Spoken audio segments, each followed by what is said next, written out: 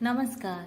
मैं महिमा आज आपको सुनाने जा रही हूँ मालती जोशी जी की एक लोकप्रिय कहानी स्नेहबंध।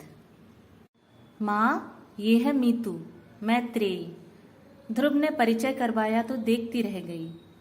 कटे बाल के नीचे एक छोटा सा चेहरा, वह भी आधा गॉगल से ढका हुआ। नेवी ब्लू रंग की जीन्स के ऊपर चटक पीले रंग का पुलोवर। उस पर बने हुए केबल्स इतने प्यारे कि कोई और होता तो पास बिठाकर पहले डिजाइन उतार लेती, बाकी बातें बाद में होती। पर ये मीतू थी, मैत्रेयी। अपनी सारी प्रतिक्रिया मन ही में समेटकर मैंने सहज स्वर में कहा, ड्राइंग रूम में चलकर बैठो तुम लोग, मैं पापा को बुला लाऊं।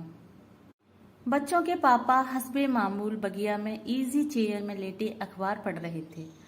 4 पन्नों का अखबार है, लेकिन पढ़ने में सुबह से शाम कर देंगे। अपनी सारी खीज उन पर उड़ेलते हुए मैंने कहा, बहू रानी आई हैं, चलकर मुआयना कर लीजिए। बहू रानी? उन्होंने चौंक कर पूछा, फिर चश्मा उतारकर मुझे सीधे देखते हुए बोले, बहू रानी आई हैं तो तुम्हारा स्वर इतना तल्ख क्यों है? 1 2 नहीं, साथ रहते पूरे 28 साल हो गए हैं। मेरे स्वर का एक एक उतार चढ़ाव उन्हें कंठस्थ हो गया है। फिर भी मैंने कोई जवाब नहीं दिया और चाय बनाने के बहाने रसोई में चली गई। आधे पौन घंटे बाद जब चाय नाश्ता सजाकर बाहर ले गई, उस समय ड्राइंग रूम कह-कहों से गुलजार था। इस बीच शायद शिव भी कॉलेज से लौट आया था और उसी के किसी चुटकुले पर सब लोग ठहाके लगा रहे थे। मुझे देखते ही शिव ने आगे बढ़कर ट्रे थाम ली। ध्रुव ने मेज से सारा कबाड़ हटाकर जगह बनाई। पानी का जग और चटनी की शीशी अंदर छूट गई थी। ट्रे रखकर शिव दौड़कर दोनों चीजें ले आया। सब कुछ एकदम स्वाभाविक ढंग से ही हो रहा था। जब से सविता ससुराल गई है, बच्चे इसी तरह माँ का हाथ बटा देते हैं। पर पता नहीं क्यों आज मुझे यह सब अच्छा नहीं लगा। थोड़ा सा सब्र किया होता इन लोगों ने, मैं भी तो देखती। मीतू नाम की यह लड़की कितना अदब कायदा जानती है। घर की बहू बनकर आ रही है। यह तो हुआ नहीं कि खुद चलकर किचन तक आती, झूठ मूठ ही सही मदद के लिए पूछती। बस लाट साहब की तरह बाहर बैठी रही। लड़के बेचारे बैरों की तरह दौड़ धूप कर रहे हैं। नाश्ते के लिए गरम समोसे बना लिए थे, सूजी के लड्डू और घर का बना चिबड़ा भी साथ था। जनता ने नाश्ते का सरंजाम देखा और खुश हो गई। हाय माँ, आपने यह सब घर पर बनाया है? मीता किलक कर बोली। मैं तो बिलीव नहीं कर सकती, रोज इतना रिच नाश्ता देती हैं आप। तभी आपके दोनों सुपुत्र मोटूमल हो रहे हैं। हमें नजर मत लगाओ, ध्रुव ने टोका। माँ की जीवन भर की साधना है हमारे पीछे। जानती है मीता जी, शिव ने कृत्रिम गंभीरता ओढ़कर कहा, माँ ने हमको खिला पिलाकर ऐसा तैयार कर दिया है कि अब कैसी ही कर्कश बीवी मिले हम निपट लेंगे, मैदान छोड़कर भागेंगे नहीं। कमरा एक बार फिर हंसी में डूब गया। मुझे लेकिन बड़ा ताव आ रहा था। मेरे बच्चों को मोटूमल कहने का हक किसने दिया इसे? अभी तो घर में आई भी नहीं और रौब झाड़ने लगी। वाह, यह भी कोई बात हुई? तुम्हारे माँ बाप ने तुम्हें नहीं खिलाया तो हम क्या करें? तुम अपने राज में डबल रोटी खिला खिलाकर उसे दुबला कर लेना बस। चलो माँ। मैंने अपनी तंद्रा से चौंक कर देखा। सब लोग उठ खड़े हो गए थे। मीता नमस्ते कर रही थी। गेट छोड़कर हम लोग लौट आए। ध्रुव उसे घर तक छोड़ने चला गया। पहली बार आई थी। बच्चों के पापा घर में आते ही शुरू हो गए, जिस तिस को तो तुम नेक बांटती फिरती हो, उसे यूं ही खाली हाथ भेज दिया।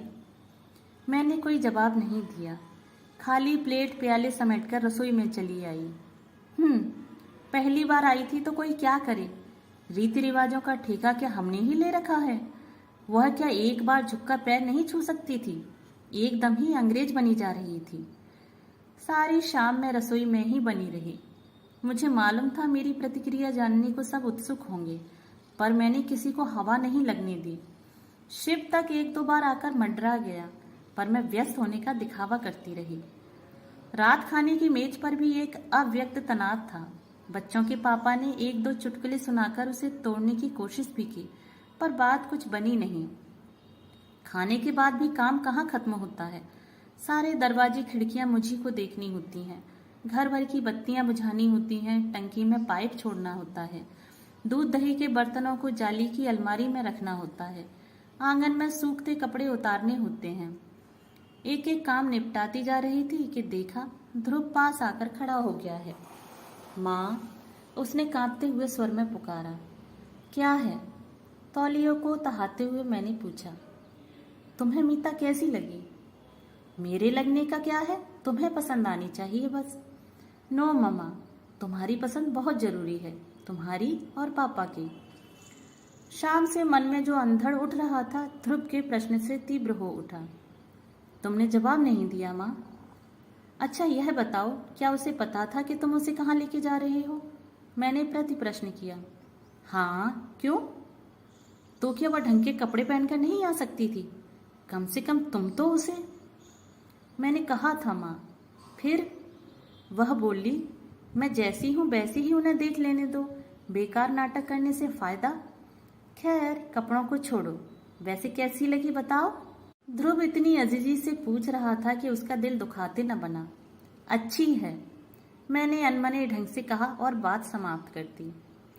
वरना सच तो यह था कि मैंने मीता को ठीक से देखा ही नहीं था। पहली ही नजर में उसका हुलिया देखा और मन खट्टा हो गया था।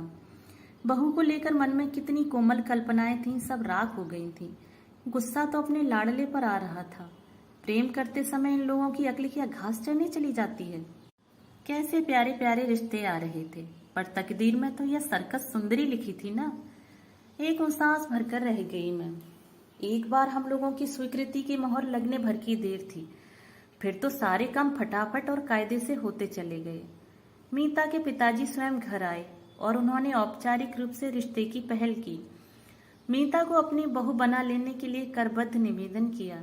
उन्होंने बताया कि पत्नी की मृत्यु के बाद उनके बच्चे अक्सर हॉस्टल में ही पले हैं। वे भी हमेशा टूर पर ही बने रहे। 2 साल पहले लड़के की शादी हुई है, तब से घर कुछ आकार ग्रहण करने लगा है। हॉस्टल में रहने के कारण मीतू काफी कुछ सीखने से वंचित रह गई है। वे तो डर रहे थे, पर ध्रुव ने उन्हें आश्वस्त किया है कि माँ बहुत सहनशील और स्नेहमयी है, वे उसे अपने अनुसार ढाल लेंगी। उत्तर में ध्रुव के पापा ने भी उन्हें आश्वस्त किया। कहा कि हम लोग इतने दकियानुसी नहीं हैं कि एक आर्किटेक्ट लड़की में 16वीं सदी की बहू तलाश है। इस प्रकार बहुत ही सौजन्यपूर्ण वातावरण में परिचय का पहला दौर समाप्त हुआ। फिर धूमधाम से सगाई हुई। दोनों पक्षों ने जी खोलकर खर्च किया। दान दहेज तो कुछ लेना था नहीं। लेन देन की कड़वाहट भरी चर्चा से बच गए हम लोग। फिर भी मैंने सबकी नजर बचाकर संधी जी के हाथ में एक लिस्ट थमा दी थी। पहले बेटी की शादी थी। नाते रिश्तेदारों के नेक तो मिलने ही चाहिए थे। अपनी बेटी को तो लोग देते ही हैं। जिंदगी भर यह देना समाप्त ही नहीं होता, पर बाकी लोगों को मौका तो सिर्फ शादी में ही आता है ना। एक लिस्ट मैंने ध्रुव को भी पकड़ाई थी। लिस्ट क्या थी? होने वाली बहू के लिए पूरी आचार संहिता थी। मीता अब शादी के बाद ही इस घर में आएगी। भविष्य में वह बाल नहीं कटवाएगी। हाथ में चूड़ियां डालने की आदत डालेगी। शादी में सिर ढकेंगी। घर में मेहमान रहेंगे तब तक साड़ी पहनेगी। लोगों के सामने ध्रुव को नाम लेकर नहीं पुकारेगी। खूब लंबी सूची थी। बारीक से बारीक जो भी बात याद आती गई जोड़ दी थी। शिव ने तो उसका नाम 20 सूत्री कार्यक्रम रख दिया था। आते जाते ध्रुव को छेड़ देता, दादा भाई भाभी को कितने सूत्र रटा दिए। कभी कहता, भाभी से कहना फर्स्ट डिवीजन ना आने से भी काम चलेगा, पर कम से कम पासिंग मार्क्स तो आने ही चाहिए। यह छेड़छाड़ सिर्फ मजाक के तौर पर ही नहीं होती थी, इसमें एक अव्यक्त आक्रोश भी था। माँ के कारण उन लोगों की इमेज एकदम पुरान पत्थी हो गई थी। ध्रुव मुंह से तो कुछ नहीं कहता था, पर शिव के छेड़ने पर जैसी उदास हंसी हंस देता, उससे यह स्पष्ट हो जाता था। आखिर एक दिन मैंने कह ही दिया, देखो शिव, ये मजाक उड़ाने वाली बात नहीं है। ये मत सोचो कि मैं अपने लिए कुछ कर रही हूँ। मेरी तो बस यही इच्छा है कि नई बहू के आते ही आलोचना शुरू ना हो जाए। आखिर मेरी भी तो वह कुछ लगती है, और तुम तो जानते हो शादियों में कुछ लोग आते ही इसी मकसद से हैं कि नुक्स निकालें और आलोचना शुरू कर दें। बच्चे इसके बाद चुप हो गए थे। वैसे मैंने एकदम गलत भी नहीं कहा था। शादी में सचमुच कुछ लोग मेन मेक निकालने के लिए ही आते हैं। नई नवेली दुल्हनों को सबसे ज्यादा आलोचना झेलनी पड़ती है। झूठ क्यों बोलूं, खुद ही मैं कई बार इस अभियान में सम्मिलित हुई हूँ। दोनों ओर के परिवारों में अब तक जितनी बहुएं आई हैं, सबके लिए मेरे पास कहने के लिए कुछ न कुछ है। सुरेश की बहू रसोई तक में चप्पलें पहनकर घूमती है। महेश की बहू 9 बजे से पहले बिस्तर नहीं छोड़ती। राजन की बहू रसोई में झांकती तक नहीं। आलोक की बहू 24 घंटे उसके नाम का जप करती रहती है। जेठ ससुर तक का होश नहीं रहता। निखिल की बहू तो और भी 30 मार का है। जहां पति को 4 लोगों के बीच हंसते बोलते देखेगी, बच्चे को लत से लाकर गोद में पटक देगी। उस पर यह तुर्रा कि कोई मेरी अकेली का नहीं है जो दिन भर मैं ही लादे फिरूं।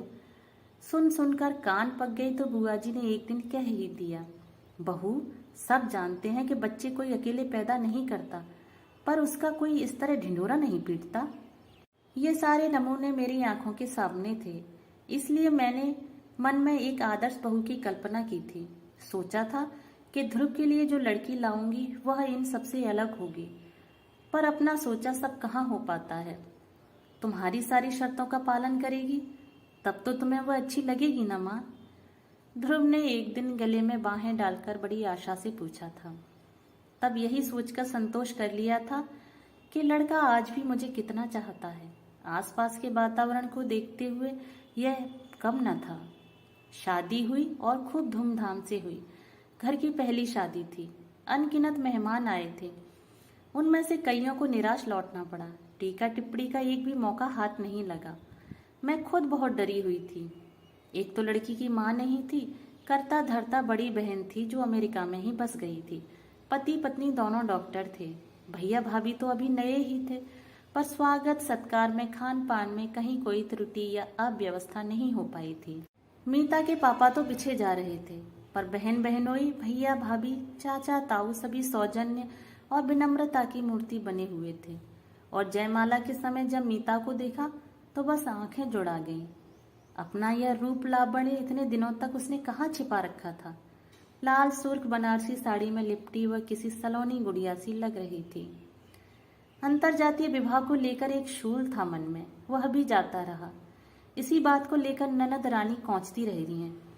अब सिर उठा के सबके सामने कह सकूंगी, भाई, हमने तो लड़की का रूप गुण देखा, विद्या बुद्धि देखी और घर परिवार देखा, बस जात पात को आजकल पूछता ही कौन है। 8-10 दिन घर में मेला सा लगा रहा। मीता जितने 2-4 दिन रही, ननदों के बीच दबी ढकी बैठी रही। उनके बच्चों का लाड़ दुलार करती रही। रिश्ते की सास और जिठानियों की मान मनोहार करती रही। सभी लोग प्रसन्न थे और जाते समय हर कोई मुझे बधाई देता हुआ गया। शादी के बाद दोनों 8-10 दिन के लिए मसूरी घूमने चले गए थे। उनके लौटने तक मैंने सविता को रोक लिया था। सोचा ननद भौजाई थोड़े दिन साथ रह लेंगी। दूसरे दिन सुबह सुबह मैं रसोई में व्यस्त थी कि सविता पास आकर फुसफुसाई, माँ, बहू रानी को तो देखो। देखा, बड़े बड़े पीले फूलों वाली मैक्सी पहनकर वह मेज पर प्लेटें लगा रही है। मैं और सविता दोनों एक दूसरे का मुंह ताक रहे थे। इस बात को कौन उठाए और कैसे? मैं तो आजकल लड़कों से खौफ खाने लगी थी, पर सविता तो उन दोनों को घास नहीं डालती थी। दंदनाती हुई बाहर चली गई और बोली, मीता रानी, आज ये कौन सी ड्रेस निकाल ली? घर की ड्रेस है दीदी। फिर सविता की प्रश्नार्थक दृष्टि को समझते हुए बोली, माँ का ऑर्डर था कि मेहमानों के सामने साड़ी पहननी होगी, इसीलिए इतने दिन पहनती रही, पर इतना बंधा बंधा लगता है उसमें। तो हमें मेहमानों में नहीं गिनती तुम? आप तो घर की हैं, दीदी हैं अपनी। और कोई वक्त होता तो मैं इसी बात पर निहाल हो जाती, पर इस समय समस्या जरा नाजुक थी। मैंने आगे बढ़कर कहा, बेटे, घर में जब तक कोई आ निकलता है और लोग अक्सर तुम्हें देखने के लिए आते ही रहते हैं, पर माँ, साड़ी पहनकर जरा भी कंफर्टेबल नहीं लगता। काम तो कर ही नहीं सकती मैं। बस गुड़िया की तरह सजने संवरने के ही दिन हैं। काम करने की तो जिंदगी पड़ी है और अभी तो मैं बैठी हूँ। ठीक है, लेकिन माँ, ऑफिस में साड़ी पहनकर जाना जरूरी नहीं है ना? मुझसे तो गाड़ी चलाते न बनेगी। गाड़ी का मतलब लूना, ये भी एक शूल था मन में। शादी के सामान के साथ लूना देखकर मेरी भाभी फिच से हंसती थी। वाह ध्रुव जी, सीधेपन की हद कर दी आपने। आजकल बजाज सुपर से नीचे कोई बात नहीं करता। आप कम से कम। मामी जी, ध्रुव बात काट कर बोला, यह मेरी नहीं मीता की गाड़ी है। मेरे पास तो अपनी प्रिया है। मीता ने पापा से कहा था कि जेवर चाहे न दें पर एक गाड़ी जरूर दें। यानी सब कुछ अपने आप ही तय हो गया था। मन इतना खट्टा हो गया था। स्कूटर ही ले लेते तो क्या हो जाता। प्रिया शिव के काम आ जाती। स्कूटर पर तो दोनों ही जा सकते थे। तब यह पहनने ओढ़ने का झंझट भी न खड़ा होता। दफ्तर सलवार कमीज पहनकर जाया करना, मैंने फैसला सुना दिया। लेकिन बहू घर में आती है तो समस्या सिर्फ पहनने ओढ़ने की ही नहीं रहती। उसका घर भर में उन्मुक्त होकर घूमना, खिलखिलाना, दिन भर ध्रुव डार्लिंग की रट लगाना, शिव से छीना झपटी करना, भूख लगने पर नाश्ते के डिब्बे टटोलना, बात बात पर गले में झूल जाना, सब कुछ आंखों में खटकने लगता। बच्चों के पापा तक को तो उसने नहीं बख्शा था। सुबह वे पेपर पढ़ते तो उनकी कुर्सी के हत्थे पर बैठकर ही पूरा पेपर पढ़ जाती। घर में रहती तब तक उनके आसपास मंडराया करती, पापा का जाप किए जाती, उन्हें इसरार कर करके खाना खिलाती, दवाई समय पर न लेने पर डांटती। शाम को लौटती तो चाय का कप हाथ में लेकर सीधे बगिया में पहुंच जाती और छोटे से पेड़े पर बैठकर उनसे बतियाती रहती। उस समय तो सचमुच मेरा खून जल जाता। घर में तो जो चल रहा था ठीक ही था, बाहर उसका प्रदर्शन करने की क्या जरूरत थी। आसपास के घरों में कई जोड़ी आंखें उस समय खिड़कियों पर टंग जाती थीं। हैरत तो यह थी कि बच्चों को, उनके पापा को यह सब सहज स्वाभाविक लगता था।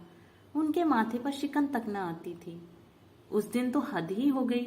रोज की तरह हम लोग दोपहर की चाय ले रहे थे कि मीता आंधी की तरह घर में घुस आई। अरे आज इतनी जल्दी? पहले आप लोग आंखें बंद कीजिए प्लीज। क्या बात है? पहले आंखें बंद। और हमारे पलक झपकाते ही उसने दोनों के गले में एक एक फूल माला डाल दी और तालियां बजाते हुए किलकने लगी, many happy returns of the day.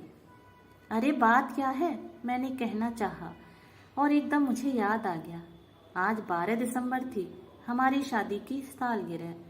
दूसरी बातों में इतनी खो गई थी कि इसकी याद ही ना आई थी। मेरा चेहरा देखते ही मेरे गले में झूल गई।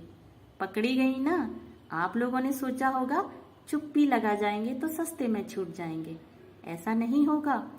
पापा जी 3-4 कड़कते नोट तैयार रखिए, हम लोगों की नीयत आज अच्छी नहीं है। तुम्हें कैसे पता चला बेटे? हमें तो याद ही नहीं रहा था, उन्होंने गदगद होते हुए पूछा। लंच के समय ध्रुव की डायरी उलट पलट रही थी, तब नजर पड़ी। उसकी तो ऐसी खबर ली है मैंने, इतनी इम्पोर्टेंट चीज भूल गया। ध्रुव है कहाँ? मैंने पूछा। शिव को लेने कॉलेज गया है। हमने तड़ी मारी है तो उसे पढ़ने थोड़ी ही देंगे। आज तो हंगामा होगा। थोड़ी देर में वे दोनों भी आ गए। फिर तीनों ने मिलकर हम दोनों की आरती उतारी, पैर छुए और उपहार भी दिए। मेरे लिए प्योर सिल्क की साड़ी और पापा के लिए पुलोवर। उसी समय दोनों चीजों का उद्घाटन करना पड़ा। फिर अमेरिका से उपहार में मिले कैमरे से घर पर रंगीन तस्वीरें खींची गईं। फिर सब लोग फेमस स्टूडियो गए। वहां एक ग्रुप फोटो के लिए मीता पारंपरिक बहू की वेशभूषा में सजी थी और मेरे पीछे खूब अच्छे से सिर ढककर खड़ी थी। शिव बार बार उसे छेड़ रहा था। फर्स्ट शो हम लोगों ने अंगूर देखी, फिर ब्लू डायमंड में खाना खाया। क्वालिटी में आइसक्रीम और बनारसी पान वाले के यहाँ का पान खाकर लौटे तो रात के 11 बज रहे थे। बहुत बुरी तरह थक गई थी मैं, पर यह थकान भी कितनी मीठी थी। बाप रे, थक गई मैं तो। इन लोगों ने सचमुच एक हंगामा कर डाला। अब इतनी उछल कूद के लायक थोड़े ही रह गए हैं हम। रात मैंने हंसते हुए कहा, पर देखा ये चुप हैं और आग्नेय दृष्टि से मुझे घूर रहे हैं। क्या हुआ? मैंने घबराकर पूछा। वह लड़की बेचारी मामा कहकर मरी जाती है और तुम। क्यों, मैंने क्या किया है? मैंने खींचकर कहा। मन में छाई खुशी भाप बनकर उड़ने लगी थी। मुझसे क्या पूछती हो? अपने आप से पूछो कि तुमने क्या नहीं किया है। वह बेचारी बिना माँ की लड़की। बिना माँ की है तो मैं क्या करूं? मैं एकदम से फट पड़ी। शाम ममता का एक सोता फूट पड़ा था, अंतस में वह जमने लगा था। बिना माँ की है तो मैं क्या करूं, यह तो बताइए। गोद में लेकर घूमूं या लोरी गाकर सुनाऊं? उन्होंने जवाब नहीं दिया और करवट बदलकर लेट गए। इतना गुस्सा आया, यह अच्छा तरीका है। जवाब देते न बने तो बात ही खत्म कर दो। अजीब मुसीबत है, मैं बुदबुदाई। दिन भर घर में धींगा मुश्ती चलती रहती है, छोटे बड़े का भी लिहाज नहीं रखा जाता। फिर भी मुझे चैन नहीं है। पराई लड़की पर तो लोगों को इतनी ममता हो जाती है, साल 6 महीने में अपनी जाई घर आती है, उसका कभी ऐसा लाड़ दुलार नहीं होता। लाड़ दुलार क्या खाक करूंगा, वह तो तुम्हारे अनुशासन में पली हुई बिटिया है। आज तक कभी खुलकर बात भी की है उसने मुझसे। अब चुप रहने की बारी मेरी थी। जनवरी के प्रथम सप्ताह में ध्रुव को अचानक 6 महीने की ट्रेनिंग के लिए जर्मनी जाने का आदेश मिला। घर में एक खुशी की लहर दौड़ गई। कितने सारे लोगों में सिर्फ उसी का चयन हुआ था। गर्व से हम लोगों के कलेजे गजगज भर के हो गए थे। जोर शोर से तैयारियां शुरू हो गई और मेरा दिल बैठने लगा। लड़का पहली बार इतनी दूर परदेश में जा रहा था और फिर नई नबेली बहू को पीछे छोड़कर जा रहा था। मीतू को भी क्यों नहीं ले जाते, घूम आएगी, इन्होंने कहा था। लेकिन मीता ने इस प्रस्ताव का विरोध किया। वह बोली, बेकार रुपए फेंकने से क्या फायदा पापा जी, ध्रुव का खर्च तो कंपनी देगी, मेरा तो हम ही लोगों को उठाना पड़ेगा। कभी अपना भी चांस आएगा, है ना शिव? वह हमेशा की तरह हंसमुख बने रहने का भरसक प्रयास करती, पर कभी कभी उसका चेहरा बेहद उदास हो जाता। स्वाभाविक भी था, पर मुझे चिंता हो चली थी। आखिर मैंने एक दिन ध्रुव से कहा, बेटे, तुम्हारे लौट आने तक मीता अपने पापा के यहाँ रहे तो कैसा है? कहीं भी रह लेगी माँ, 6 महीने की ही तो बात है, पलक झपकते बीत जाएंगे। और सब कुछ ठीक ठाक रहा तो लौटते समय 15-20 दिन के लिए उसे बुला लूंगा, घूम घाम लेंगे। उसने तो बात समाप्त कर दी थी, पर मेरी चिंता वैसी की वैसी बनी हुई थी। बच्चों के पापा का इन दिनों कुछ ठीक नहीं था। वह यहाँ उदास बनी रहेगी तो उसका संबंध सीधे मुझसे जोड़ देंगे, इसीलिए डर लग रहा था। शिव और मीता उसे छोड़ने बम्बई तक गए थे। लौटकर मीता अपने पापा के यहाँ चली गई। उसकी भाभी के यहाँ लड़का हुआ था। फिर महीने भर बाद भाभी अपने पीहर चली गई तो उसने घर की देखभाल के लिए वहाँ रह जाना चाहा, तो हमने कोई आपत्ति नहीं की। घर एकदम सुनसान हो गया था। बच्चों के पापा ध्रुव से ज्यादा मीता को मिस कर रहे थे। हर चौथे या 8वें दिन समधी आने पहुंच जाते, कभी घसीट कर साथ मुझे भी ले जाते। तब समधी जी चुटकी लेते, अपने बच्चों के लिए कैसे दौड़ दौड़ कर आ जाते हैं आप, मुझ गरीब की तो कभी सुध भी नहीं ली। शिव भी अक्सर देर से घर लौटता, कभी भाभी के साथ शॉपिंग करनी होती थी या कभी उन्हें मूवी दिखानी होती थी। कभी कभार वह भी घर पर आ जाती, पर पहले का सा तूफान बर्फा नहीं करती। हंसती खिलखिलाती, पर उसमें पहले किसी जीवंतता नहीं थी। जब वह चली जाती तो यह कहने कहा था साथ चली जाओ, तब नहीं मानी, पैसे का मुंह देखती रही। अब मन ही मन घुल रही है। मार्च का अंतिम सप्ताह रहा होगा। एक रात इनके पेट में जोर का दर्द उठा। पता नहीं कितनी देर से तड़प रहे थे। मेरी तो अचानक नींद खुली तो देखा पेट पकड़े बैठे हैं, चेहरा सफेद पड़ गया है। क्या हुआ? मैंने घबराकर पूछा। क्या पेट दर्द कर रहा है? उन्होंने जवाब नहीं दिया। मैं उठी, पानी गर्म किया, रुई में हींग की डली लपेटकर उसे जलाया। फिर प्लेट में अजवाइन, काला नमक, हींग और गर्म पानी लेकर इनके पास आई। वे मना करते रहे, पर जब मैं बार बार आग्रह करने लगी तो चिढ़कर बोले, जरा बात को समझा करो, वैसा दर्द नहीं है भाई। फिर कैसा है? मैं दोपहर से बाथरूम नहीं गया हूँ। और अब बता रहे हैं? मैं फटी फटी आंखों से उन्हें देखती रह गई। शिव के पेपर्स चल रहे थे, पढ़कर शायद अभी अभी सोया था, पर उसे जगाना पड़ा। उतनी रात जाकर वह डॉक्टर शुक्ला को लिवा लाया। उन्होंने मुआयना किया और पूछा, यह तकलीफ कब से है आपको? जी 15-20 दिन से थोड़ा कष्ट हो रहा था। इतना ताव आया मुझे, इतनी दिनों तक चुप बने रहने में क्या तुक थी? शिव बोला, माँ, यह समय गुस्सा करने का नहीं है, बाद में लिपट लेना, पहले उन्हें संभालो। राम राम करके वह रात बीती। सुबह भर्ती होना ही पड़ा।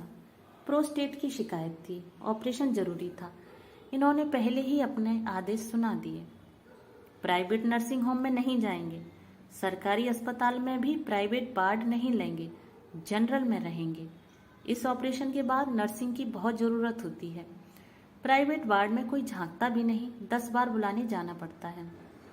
उनकी बात न मानने का कोई उपाय नहीं था। खजाने की चाबी उन्हीं के पास थी। ध्रुव यहाँ होता तो बात दूसरी थी, पर अब उतनी दूर से बुलाने का कोई मतलब भी न था। जनरल वार्ड में जो एक रात गुजारी है, उफ, जिंदगी भर याद रहेगी। इनकी वैसी हालत में नींद आने का तो कोई प्रश्न ही नहीं था, पर आसपास के वातावरण ने मन को इतना बोझिल कर दिया कि सुबह उठकर लगा मैं ही बीमार हूँ, और दुर्गंध अब भी याद आती है तो मन पर कांटे से उगाते हैं। सुबह शिव कहीं से चाय लाया था मेरे लिए, पर घूंट भर भी गले से नहीं उतरी। 10 बजे ऑपरेशन होने को था। 9 बजे ही इन्हें स्ट्रेचर पर डालकर ले गए। मैं और शिव भी पीछे पीछे चल पड़े। जहां तक जाने दिया वहां तक गए। फिर मैं वहीं बैठकर इष्ट देव का जाप करने लगी। शिव बेचारा दौड़ धूप में व्यस्त हो गया। नमस्ते बहन जी। मैंने चौंक कर देखा, मीता के पापा थे। आपने तो खबर भी नहीं की, इतने बेगाने हो गए हैं हम लोग। उनके स्वर में आक्रोश था, शिकायत थी। मैं क्या जवाब देती। वो तो मीतू अभी किसी काम से घर गई थी, तब पड़ोस के मेहता साहब ने बताया। सब कुछ इतना अचानक हो गया, मैंने अपराधी स्वर में कहा। शिव बेचारा एकदम अकेला पड़ गया था। सारी दौड़ भाग उसी के जिम्मे थी। यही तो मैं कह रहा हूँ, उसे अकेले सारी दौड़ भाग करने की क्या जरूरत थी। हम लोग किस लिए हैं। कल को ध्रुव सुनेगा तो क्या कहेगा। उनसे तो जो भी कहेगा, मुझे तो अपनी चिंता हो गई थी। ध्रुव मुझसे क्या कहेगा। इन पर इतना ताव आ रहा था। दर्द से तड़प रहे थे, पर मजाल है जो बटुए की पकड़ जरा सी भी ढीली हो जाए। जनरल वार्ड में रहेंगे, वहां नर्सिंग अच्छी होती है। अब इतने बड़े आदमी को उस नर्क में ले जाऊंगी तो कैसा लगेगा। अपनी उस दुश्चिंता में यह पूछना भी याद न रहा कि मीता कहाँ है। 11:30 बजे उन्हें थिएटर के पास वाले कमरे में लाकर रखा गया। ऐसे हट्टे कट्टे हंसते बोलते व्यक्ति को इस तरह असहाय अवस्था में देखकर मेरी तो रुलाई फट पड़ी। मीता के भाई नरेश मुझे सहारा देकर बाहर ले आए और वापस बेंच पर बिठा दिया। असहाय सी मैं वहां बैठी रही। 2 घंटे बाद उन्हें वार्ड में ले जाने की अनुमति मिली। ये 2 घंटे मेरे लिए 2 युग हो गए थे। वार्ड में वापसी के समय काफिला जरा बड़ा था। घर परिवार के लोग थे और स्टाफ के भी। ढेर सी शीशियां स्ट्रेचर के साथ चल रही थीं और सब लोग उन्हें उठाए हुए थे। माँ, तुम सीढ़ियों से आ जाओ, लिफ्ट में तुम्हें परेशानी होगी, शिव ने कहा तो मैं सीढ़ियों की ओर मुड़ गई। हाँफती हाँफती ऊपर पहुंची। तब तक स्ट्रेचर शायद वार्ड में पहुंच चुका था, क्योंकि गलियारे में उसका कहीं पता नहीं था। मैं वार्ड तक पहुंची ही थी कि नरेश जी की आवाज आई, माँ जी इधर आइए। उनके पीछे चलती हुई मैं गलियारे के छोर तक पहुंची। डीलक्स रूम का दरवाजा खुला और खाली स्ट्रेचर थामे लोग बाहर निकले। यह कमरा, मैंने अस्फुट स्वर में कहा। भाभी ने बुक करवाया है। मेरा असमंजस ताड़कर शिव पास आकर फुसफुसाया। ये उसके बस की बात थी जी, उसके पापा गर्व से बता रहे थे। सुपरिटेंडेंट से जाकर भिड़ गई, खड़े खड़े रूम अलॉट करवा लिया। बहुत लड़ाकू है यह लड़की। मैंने मीता की ओर देखा। वह चुपचाप इनके पलंग के पास खड़ी थी। घर पर तो तिनका भी नहीं उठाती। नरेश बोले, यहाँ आई है तब से सफाई में जुटी है। 3 बार तो घर के चक्कर लगा आई है। ये सास जी को खुश करने के फॉर्मूले हैं, समधी जी ने स्नेह सिक्त स्वर में कहा। कमरा सचमुच धुला पुछा चमक रहा था। दोनों पलंगों पर घर की साफ चादरें और तकिए रखे हुए थे। टेबल पर सफेद टेबल क्लॉथ था। अलमारी में कागज बिछे हुए थे। उसमें मेरे और इनके कुछ कपड़े तहाकर रखे हुए थे। चाय, शक्कर, कप, प्लेटें, माचिस कुछ भी नहीं भूली थी वह। बाथरूम में बाल्टी, मग, तौलिया, चौकी सब व्यवस्थित ढंग से सजा हुआ था। थोड़ी देर में स्टोव की घरघराहट शुरू हो गई। देखा, मीता चाय बना रही थी। माँ, चाय पी लीजिए। थोड़ी देर में वह मेरे सामने खड़ी थी। कमरे में आने के बाद में उसने पहली बार बात की थी और उसका स्वर अत्यंत सपाट था। चाय यहाँ? मैंने एक बेमतलब सा जुमला उठाया। तो कहाँ पिएंगी? क्या पापा को इस हालत में छोड़कर आप घर जाएंगी? उसकी बात में तर्क था, पर उससे भी ज्यादा वजनदार उसकी आवाज थी। मैंने चुपचाप प्याला होठों से लगा लिया। मेरे चाय लेते ही सबने जैसे राहत महसूस की, क्योंकि सभी थके हुए थे। बहुत बेमन से प्याला उठाया था मैंने, पर सच कहूं तो पीने के बाद जी एकदम हल्का हो गया। सुबह से सिर भारी हो गया था, यह भी थोड़ा उतर गया। 5 बजे के करीब उन्हें कुछ होश आया। मीता उनके पास ही बैठी हुई थी। उसे देखकर उतनी पीड़ा में भी वे थोड़ा सा मुस्करा दिए। तब मुझे एहसास हुआ कि सचमुच उनकी यंत्रणा बहुत भीषण रही होगी। नहीं तो क्या ऑपरेशन से पहले एक बार भी अपनी लाडली बहू को याद न करते। पापा, आप और भैया अब घर जाइए। मीता का फरमान छूटा। रात को मेरा और माँ का खाना लेकर भैया आएगा। आप अब सुबह आइएगा। मैं फल फूल खा लूँगी, मैंने हल्का सा प्रतिवाद किया। आपके लिए पक्का खाना बन जाएगा, उसने मेरी ओर बिना देखे जवाब दिया। वैसे बहन जी, चाहें तो हमारे साथ घर चलकर। पापा प्लीज़, उसने जैसे सारे विवाद को समाप्त करते हुए कहा और उन दोनों को जबरन घर रवाना किया। फिर शिव के साथ बैठकर उसने सारे पर्चे पढ़े और फिर शिव को दवाइयाँ लाने भेज दिया और खुद इनके पलंग के पास स्टूल खींचकर बैठ गई। दूसरे पलंग पर मैं चुपचाप पड़ी रही। बोलने की शक्ति ही नहीं रह गई थी। 2 रातों का जागरण था, थकान थी, तनाव था। कब झपकी लग गई पता ही न चला। मीता ने खाने के लिए जगाया, तब जाकर आंख खुली। समधी जी से रहा नहीं गया। खाना लेकर खुद आ गए थे। बदले में लाड़ों की फटकार भी सुननी पड़ी। वे शिव का भी खाना लाए थे, पर मीता ने उसे अस्पताल में खाने नहीं दिया। तुम पापा के साथ घर जाओगे और सुबह पेपर के बाद ही यहाँ आओगे, समझी? लेकिन भाभी, यहाँ वह मिमियाया, यहाँ की चिंता मत करो, यहाँ मैं हूँ, माँ है, भैया हैं। शिव बहुत कुनकुनाया, पर आखिर उसे जाना ही पड़ा। उन लोगों को छोड़ने के लिए नरेश जी नीचे तक गए। मीता ने उनसे मेरे लिए पान मंगवाया। पान के बिना आज पूरा दिन हो गया था, पर मुझे याद ही नहीं आई थी। पर पता नहीं कैसे मीता जान गई थी कि खाने के बाद मुझे तलब जरूर आएगी। खाने के बाद उसने मेरा बिस्तर ठीक किया, फिर बाथरूम में जाकर सारी प्लेटें गिलास धो डाले। दूध एक बार फिर गर्म किया और सोने की तैयारी करने लगी। भैया, 12 बजे तक मैं एक झपकी ले लूँ, फिर ड्यूटी पर जाऊंगी। फिर चाहे आप पूरी रात सोए रहना, उसने कहा और आराम कुर्सी में हाथ का तकिया बनाकर लेट गई। नरेश जी पलंग के पास एक कुर्सी खींचकर बैठ गए। मेरे आराम में जरा भी खलल न डालते हुए दोनों भाई बहन नाइट ड्यूटी निभाने को तत्पर थे। मुझे कैसा तो लगा। मीता, मैंने स्नेह सिक्त स्वर में आवाज़ दी। भैया आराम कुर्सी में लेट जाएंगे, तू इधर पलंग पर आ जाना, दिन भर खड़ी की खड़ी है।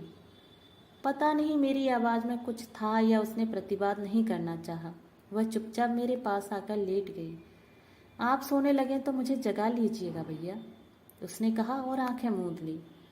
नरेश जी आराम कुर्सी पलंग के पास खिसकाकर उसमें लेट गए। कमरे में एक अजीब सी शांति छा गई। मैंने मीता की ओर देखा। पता नहीं क्यों उसे देखकर मुझे सविता की याद हो आई। 2 बच्चों की माँ हो गई है, पर अब भी कभी कभी उस पर बचपन सवार हो जाता है। माँ के पास लेटने का मोह हो आता है। उन क्षणों में वह एकदम नन्ही सभी बन जाती है। मेरे पास लेटी है नन्ही सी लड़की, इसका भी तो कभी कभी मन होता होगा। तब किसके आंचल में मुंह छुपाती होगी। बड़ी बहन है, वह 7 समंदर पार इतनी दूर है। भाभी तो खुद ही लड़की है अभी। वह मेरी ओर पीठ करके लेटी थी, निस्पंद। सलवार सूट उतारकर उसने नाइटी पहन ली थी। उसमें वह एकदम बच्ची सी लग रही थी। दिन भर किसी उग्र तेज से दप दप करता उसका चेहरा अब एकदम निरीह निष्पाप शिशु सा लग रहा था। ममता का एक ज्वर सा उठा मन में। एकदम उसे अंक में भर लेने की इच्छा हुई, पर संकोच से मैं बस उसकी पीठ पर बालों पर हाथ फेरती रही। वह मेरी वात्सल्य के उद्रेक से अनजान वैसी ही निस्पंद पड़ी रही। अचानक मेरी उंगलियां उसकी पलकों को छू गई। वे गीली थी। क्या हुआ बेटे, मैंने प्यार से पूछा।